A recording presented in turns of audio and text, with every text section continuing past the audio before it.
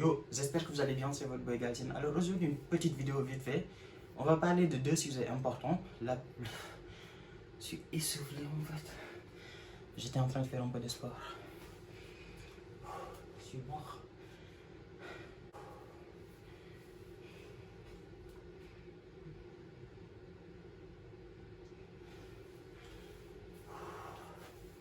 Yo, j'espère que vous allez bien, c'est votre boy Galtienne. Alors aujourd'hui, une petite vidéo vite fait. On va parler d'un sujet très important, de deux sujets même très importants. Le premier, c'est sur l'ouverture des frontières. Je pense que pour la plupart d'entre vous, vous êtes au courant. Je vous ai mis un communiqué sur la partie communauté de la chaîne YouTube, donc n'hésitez pas à aller checker de temps en temps cette partie-là. Surtout pour les personnes qui n'ont pas l'habitude d'aller chercher les informations ailleurs. Toutes les informations que je reçois de la part des abonnés, de la part d'entre vous, je les mets sur cette partie-là. Donc allez checker de temps en temps. Le deuxième sujet, ça va concerner tout le monde, mais plus particulièrement les étudiants qui postulent en année supérieure. C'est-à-dire tous les étudiants qui sont actuellement en terminale, qui postulent en L1, les étudiants qui sont en L2, qui postulent en L3, qui sont en L3, qui postulent en M1, etc., etc.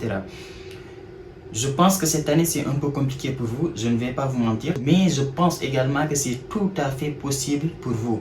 C'est toujours possible et je vais vous expliquer pourquoi je le pense. Et surtout, je vais vous donner quelques informations très importantes, quelques conseils très importants pour le dépôt de votre visa. Et donc voilà, je vous conseille vraiment de rester jusqu'à la fin de la vidéo. Les autres aussi qui postulent en année inférieure ou bien qui postulent pour la même année. Ces informations-là peuvent énormément vous aider et vous allez comprendre pourquoi je vous le dis. On arrête de parler et on passe directement sur la vidéo. Donc avant le début de la vidéo, quand je regarde les statistiques de YouTube, la moitié des personnes qui regardent mes vidéos ne sont pas abonnées. C'est quand même incroyable, on est d'accord. La moitié, je ne parle même pas de 3 personnes, 4 personnes, 10% des personnes qui regardent mes vidéos, mais la moitié, c'est-à-dire 49% des personnes qui regardent mes vidéos ne sont pas abonnées. Mais qu'est-ce que vous attendez en fait? Je sais pas, vous regardez les vidéos, vous aimez mes vidéos, abonnez-vous, c'est important. C'est la chose la plus importante en fait. Autant si vous likez pas, parfois c'est pas grave. Si vous ne mettez pas un commentaire, parfois c'est pas grave, mais abonnez-vous quand même, c'est important. Abonnez-vous, ça montre que, voilà, vous suivez ce que je fais. Parce que mes vidéos ne sont pas privées, c'est pas comme Instagram où tu peux mettre ton profil privé et qu'il y a que des abonnés qui peuvent regarder tes photos.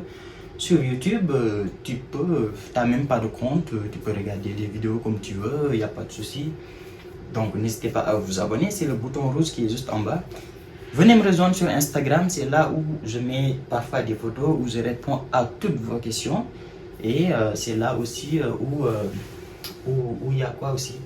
Où je mets des stories parfois qui racontent rien du tout. Et voilà, donc n'hésitez pas. Bon allez, je vous laisse avec la vidéo. Alors, comme vous l'avez vu sur la partie communauté, c'est-à-dire sur le communiqué que je vous ai mis sur la partie communauté, il est précisé que les frontières françaises vont bientôt réouvrir. D'abord, ça va être au niveau de l'espace européen, c'est-à-dire au niveau de l'Union européenne avec tous les pays Schengen. Ensuite, ça va être au niveau international. Je me demande même si au niveau européen, si c'est pas déjà ouvert ou pas.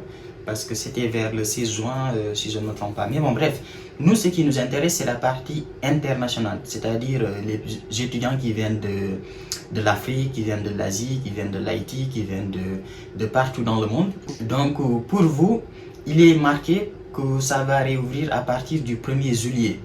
Mais ça ne sera pas automatique, bien sûr. Ça ne va pas être dès le 1er juillet, ça va réouvrir partout et tout le monde pourra déposer. Non, non. Ils ont bien dit que ça va être progressif. Donc, ça va dépendre de je ne sais pas quoi. Peut-être ça va être d'abord les pays africains, ensuite les pays asiatiques, ensuite les pays américains, etc., etc. Mais ce qui est sûr et certain, c'est que la majorité des étudiants internationaux qui viennent étudier en France viennent de l'Afrique. Donc personnellement, je pense que l'Afrique va être parmi les premiers pays à être autorisés à venir, à déposer le visa pour venir en France. Donc pour ce côté-là, je suis assez optimiste. Donc, comme vous le savez, l'ouverture des frontières ne signifie pas automatiquement l'ouverture des dépôts de visa. Parce que les dépôts de visa ont été suspendus jusqu'à nouvel ordre. Jusqu'à présent, en tout cas au moment où je fais cette vidéo, il n'y a pas encore d'informations par rapport à l'ouverture des dépôts de visa. Ce qui est sûr par contre et certain, c'est que le site France Visa, là où on dépose les visas maintenant en ligne, est réouvert. Et ça, c'est une très bonne nouvelle. Parce que si ce site-là est réouvert, ça veut dire que les dépôts vont bientôt réouvrir. Parce que sinon, voilà, je ne vois pas l'intérêt pour lequel ils vont réouvrir ce site-là juste comme ça, pour dire ouais, on a réouvert notre site. Non, je pense sincèrement que s'ils l'ont réouvert, ça veut dire que les dépôts de visa vont également bientôt réouvrir et ça c'est une bonne nouvelle. Comme je l'ai dit, je pense que l'Afrique va être parmi les pays, parmi les continents qu'on va autoriser en premier à déposer le visa. Donc ça c'est une information importante. Maintenant vous savez ce qu'il vous reste à faire. Ceux qui étaient un peu découragés, ouais, avec la situation du pandémie, est-ce que tu penses que les dépôts de visa vont réouvrir, etc., etc. Vous avez votre réponse, comme je vous l'ai dit sur toutes mes vidéos. Ce que vous deviez faire, c'est de préparer tous vos documents. Maintenant que c'est réouvert, que c'est quasi sûr que ça va réouvrir bientôt, vous savez ce qu'il vous reste à faire. Si vous avez une acceptation, commencez à préparer votre dossier de visa. Et ça, je vous le dis depuis belle lurette. Je vous dis depuis très longtemps que préparez votre dossier de visa. Préparer, essayez de chercher des logements dans la ville où vous êtes accepté. C'était un peu plus compliqué avant parce que avant, voilà, vous ne saviez pas, vous aviez 3 acceptations ou bien vous n'aviez même pas encore d'acceptation, vous ne savez pas où est-ce que vous allez chercher votre logement, vous ne savez pas, etc. Alors que maintenant, pour la majorité d'entre vous, vous avez validé votre choix définitif ou bien en tout cas vous avez une idée sur la ville que vous allez valider. C'est plus simple de chercher un logement dans la ville où vous êtes accepté. Encore une fois, pour ceux qui me contactent pour chercher un logement, pour chercher, etc., je ne peux rien faire pour vous. Donc, je vous invite vraiment à aller sur Internet, aller sur Booking, essayer de voir des hôtels, aller sur Le Bon Coin, aller sur des sites comme Locaviz. Essayez de voir les particuliers, etc., etc. Essayez de voir ce que vous pouvez faire. Contactez les associations. Et voilà, avant d'aller voir les agences, comme je vous l'ai dit, moi avec les agences c'est carré. Donc essayez de chercher par vous-même. Maintenant, au moment où vous allez être dans une situation vraiment critique, vous n'avez absolument rien, il n'y a personne qui peut vous aider, c'est compliqué. En ce moment-là, vous pouvez essayer de contacter les agences, essayer de voir avec eux, même s'ils vont vous bouffer énormément d'argent. Mais à un moment donné, peut-être que vous n'aurez plus le choix. Mais tant que vous avez le choix, n'allez pas vers les agences. Donc ça, c'est mon conseil que je vous donne. Maintenant, les dépôts de visa vont réouvrir. Votre prise en charge financière, j'ai fait une vidéo entière là-dessus. Allez la voir. Pour la vie, j'ai fait une vidéo entière là-dessus. Allez la voir. Le compte bloqué, pareil. Le logement, pareil. Le cruise, pareil. J'ai fait quasiment toutes les vidéos que je dois vous faire concernant le visa en fait. Peut-être je vais en refaire de temps en temps pour rappel. Le cruise par exemple, je vais refaire une autre vidéo bientôt parce que vu que les dépôts vont commencer le 9 juillet, je vais essayer de faire une petite vidéo là-dessus. Mais j'ai déjà fait également une vidéo sur le cruise, donc n'hésitez pas à aller la checker. C'est très simple en fait. Si vous cherchez une vidéo, ma vidéo par exemple, une vidéo sur le logement, une vidéo sur la prise en charge financière, une vidéo sur, je sais pas, le visa, etc. Vous allez sur la barre de recherche YouTube, vous tapez Boy Galsen Visa, Boy Galsen Logement, Boy Galsen Cruise, Boy Galsen Avieska, Boy Galsen, etc., etc. Vous allez trouver facilement toutes les informations, toutes les vidéos que j'ai fait là-dessus. Et vous les regardez comme ça va vous éviter d'aller vous taper toutes les vidéos que j'ai faites. Il suffit juste d'aller taper Boy Galsen Visa, Boy Galsen Logement, etc. Et vous allez trouver la vidéo que vous cherchez. Boy Galsen accusé de réception, etc., etc. Parce que voilà, je reçois beaucoup de questions sur des sujets que j'ai déjà traités en vidéo. Et voilà, c'est difficile de reprendre encore du temps à répondre des questions auxquelles j'ai déjà répondu en vidéo. Ça prend énormément de temps. Donc voilà. Moi, c'est tout ce que j'avais à vous dire.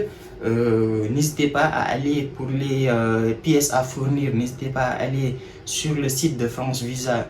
Est-ce besoin d'un visa? Vous faites votre test, c'est gratuit. Vous n'avez pas besoin d'avoir une acceptation, etc. Vous faites le test et vous allez voir les pièces qui vous sont demandées pour le dépôt de visa. Et vous cherchez tout simplement ces pièces-là qui vous ont demandé. C'est très simple.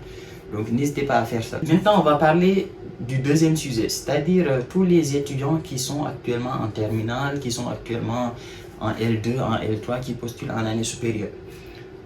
La première chose à savoir, c'est que si vous êtes en terminale ou bien en L2 ou bien en L3 et que vous postulez en année supérieure, si vous n'avez pas validé votre année en cours, vous ne pourrez pas déposer le visa. Ça, c'est carré. Ça, c'est comme ça, en fait.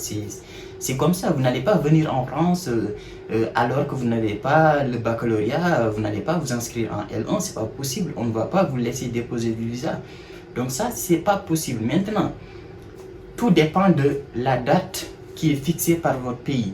Au Sénégal, par exemple, le baccalauréat est fixé au 2 septembre, si je ne me trompe pas, d'après les informations que j'ai eues. Il faut savoir que la majorité des universités en France font leur rentrée vers le 4-5 septembre. Et la date limite qui est fixée pour l'arrivée des étudiants, c'est très souvent une semaine après, c'est-à-dire vers le 7 ou bien vers le 9 septembre. Maintenant, au Sénégal, quand on fait le bac, on a les résultats 3 jours après, 3 jours, 4 jours après très souvent. Si ça n'a pas changé, bien sûr, par rapport à l'année où j'ai fait le bac. On a les résultats 3 à 4 jours après. Ce qui fait que derrière, vous allez être obligé de déposer le visa.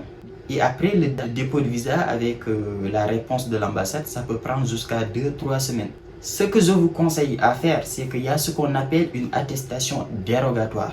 Pour ceux qui ne savent pas, en fait, une attestation dérogatoire, c'est une attestation que tu vas demander auprès de l'université ou l'école qui t'a accepté. Tu les contactes, tu leur dis que je suis accepté dans votre université et je ne pourrai pas venir à la date limite que vous avez fixée.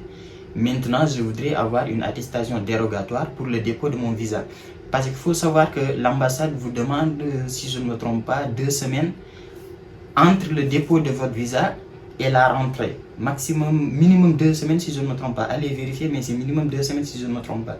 Ce qui fait que quand vous allez avoir votre baccalauréat, par exemple, vers le 5 septembre, alors que votre rentrée c'est le 7 septembre, si vous déposez le visa, vous n'allez pas l'avoir parce que c'est très court en fait. Donc, vous êtes obligé de demander une attestation dérogatoire au sein de votre école. C'est l'école qui va vous donner cette attestation-là. Et par exemple, vous pouvez avoir une attestation dérogatoire de 3 semaines, 2 mois, etc., etc. Et avec cette attestation dérogatoire-là, vous déposez le visa et une fois que vous allez l'obtenir, vous pouvez venir vers le 1er octobre, le 25 octobre, vers la 25 septembre et donc sans avoir aucun problème au niveau de l'ambassade. Donc cette attestation dérogatoire-là, elle est très importante. Et pourquoi je disais que ça peut également intéresser tous les autres? Parce que tout simplement que ça peut arriver aussi pour les autres, je sais pas moi, vous allez déposer très tardivement votre visa parce que vous attendez certains papiers, vous ne les avez pas encore et votre garant vous dit d'attendre encore 2 semaines, 3 semaines et au final la rentrée est très proche par rapport à votre dépôt de visa. Donc vous aussi devez demander une attestation dérogatoire au niveau de votre établissement d'accueil et avec cette attestation dérogatoire là vous allez déposer le visa. Quand j'ai fait les démarches moi personnellement, il y avait énormément d'étudiants qui étaient dans cette situation là et qui étaient obligés tous de demander une attestation dérogatoire pour pouvoir déposer leur visa. Donc n'hésitez surtout pas à faire ça. Donc voilà, moi c'est le conseil que je vous donne. Sinon, ce que je pense de votre situation au cas où vous ne pourrez pas déposer le visa, par exemple, je sais pas, par exemple, vous demandez à votre école une attestation dérogatoire, ils vous disent que c'est pas possible, vous ne pouvez pas venir le 1er octobre ou bien c'est pas possible. Même si personnellement je pense que c'est possible, je pense que si vous demandez une attestation dérogatoire en expliquant la situation actuelle avec le Covid, en disant que voilà, avec la situation actuelle c'est très compliqué, vous allez passer le bac le 2 septembre, etc. Je pense que la majorité des universités vont vous donner cette attestation dérogatoire là et vous pouvez déposer votre visa et une fois en France ils vont s'organiser pour les contrôles continus, essayer de voir comment ils vont s'organiser avec vous. Je pense que c'est possible. Maintenant, comme chaque année, comme dans toutes les situations, il y a toujours quelques universités qui font chier en fait, qui vont dire ouais nous on s'en fout, tu dois venir à telle date, tu ne peux pas venir, c'est pas notre problème, etc. Il y a toujours des universités comme ça. Si vous êtes dans cette situation-là, peut-être il y a des universités qui, par exemple, vont vous proposer une rentrée pour 2021, qui vont vous proposer une rentrée, je sais pas, pour janvier, ou bien qui vont dire, par exemple, que votre candidature va être privilégiée l'année prochaine par rapport à d'autres candidatures, etc., etc. Il y aura peut-être des choses comme ça qui vont être mises en place. Ce qui est sûr et certain, c'est qu'on ne va pas vous laisser comme ça. Vous avez déposé votre dossier, vous avez payé les 75 000, vous avez une acceptation vous avez validé votre choix définitif, il n'y a aucune raison pour laquelle ils vont dire ouais, non, on ne t'accepte pas, c'est ton problème. Ça n'existe pas en fait. Ils vont forcément essayer de mettre en place quelques trucs pour vous. Donc, surtout pour vous, d'ailleurs, je vous conseille vraiment, si vous avez obtenu l'acceptation pour l'université que vous préférez, je vous conseille de valider très rapidement en fait. Valider si vous avez obtenu l'université qui vous intéresse. Parce que le problème, c'est que à un moment donné, ils sont capables de vous mettre un refus et dire que ouais, c'est parce que tu n'as pas validé ton choix définitif à la date qui a été fixée, etc. Alors que c'est pas vrai, c'est juste qu'ils savent que vous n'avez pas encore passé le bac et c'est très compliqué, etc., etc. Alors que si vous avez validé votre choix définitif, là, ils n'ont plus rien à dire. Vous avez fait tout ce que vous deviez faire, vous avez validé votre choix définitif, vous attendez. Ils n'ont plus rien à vous dire en fait. Et ça, je parle bien de ceux qui ont postulé en année supérieure, bien sûr. Et qui, à cause du Covid-19, ne peuvent pas passer leur examen ou bien ne peuvent pas avoir le résultat avant la rentrée de septembre. Donc voilà. Moi, c'est tout ce que j'avais à vous dire.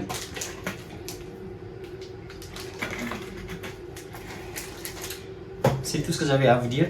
N'hésitez pas à liker, partager, abonnez-vous et nous on se retrouve peut-être demain pour une nouvelle vidéo ou la semaine prochaine. Donc voilà, prenez soin de vous.